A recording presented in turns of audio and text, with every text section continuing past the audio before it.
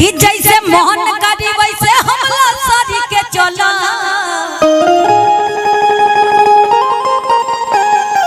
आजकल के पहले के जमाना के जो हमारे चाची लोग यहाँ जो देखबा कपारे पे घूंघट होई, लेकिन आज के जमाना बदल गइल बा, इतना बदल गइल बा कि हम का बताई। त एगो बहू रानी अपना सासू जी से अपना ननद से कहतरी भैया कि जैसे मन करी वैसे हमला सारी के चलो, के जैसे मन करी वैसे हमला सारी के चलो। आ हमरा राजा जी के किनल साड़ी अन्ना दो हम त झाड़ी के चलो। कहतरी के जैसे मन करी वैसे हमला सारी के चलो, जैसे मन करी वैसे हमला सारी के चलो। आ हमरा राजा जी के किनल साड़ी नाना दो हम त झाड़ी के चलो। हमरा राजा जी के किनल साड़ी नाना दो हम त झाड़ी के चलो। हो जैसे मन करी वैसे हमला साड़ी के चलो, जैसे मन करी वैसे हमला साड़ी के चलो। के हमरा अरे सैया जी के किनल साड़ी नाना दो हम त झाड़ी के चलो।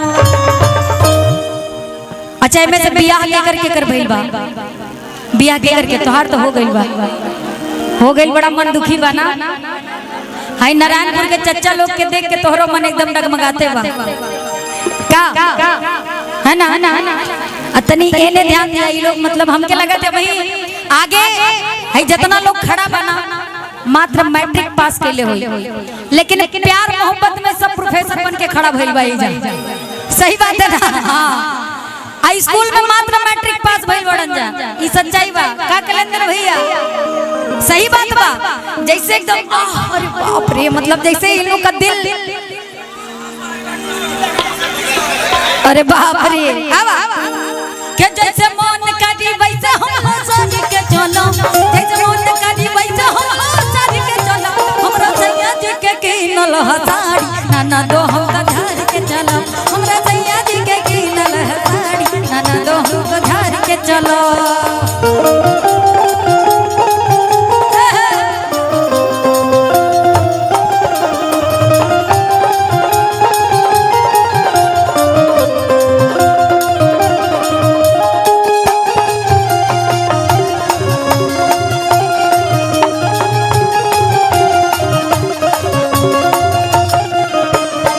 इनका जैसन लड़की अपना सासू से कहता नहीं, सुना ये सासू जनी अखिया देखावा,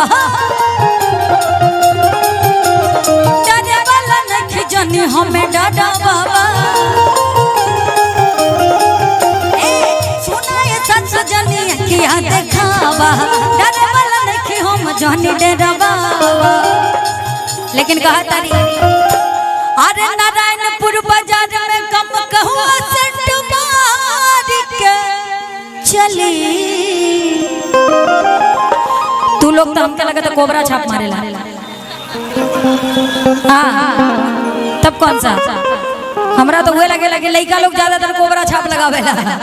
सही है ना? अरे हम तो सेंट गम कौहरा जमार के चलो, हम तो सेंट गम कौहरा जमार के चलो। आ हमरा सैया जी के हमरा राजा जी के किनल साड़ी नाना दो हम त झाड़ी के चलो। हमरा सैया जी के किनल साड़ी नाना दो हम त झाड़ी के चलो। भैया एमे को भाव बड़ा सुंदर बा है ने। अब हो तो हर पत्तरी कमरिया तिरछी नजरिया घायल करेला।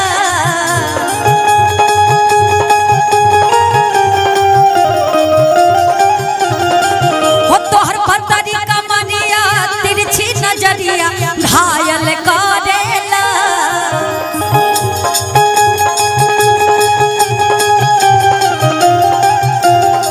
ए धनी अखिया के कजरवा तोहर जान मारेला। धनी अखिया के कजरवा तोहर जान मारेला।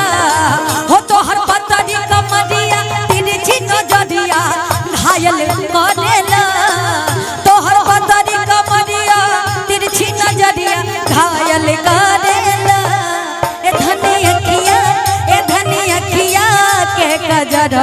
तोहर जान मारेला धनी अखिया के कजरवा तोहर जान मारेला ओ हमरा सैया जी के कीनल हथौड़ी